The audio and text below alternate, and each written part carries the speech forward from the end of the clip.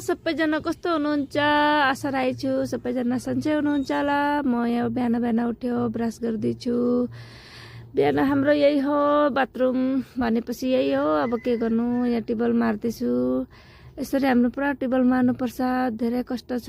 त्यहाँदेखि यसरी हेर्नु होला तपाईहरू, यसरी यहाँ फिल्टर गर्नुपर्छ पानी। यसरी त्यहाँदेखि यहाँ झाडु मार्दैछु, यहाँ झाडु मार्दैछु। म त बिहान बिहानको काम हो, के गर्नुपर्छ।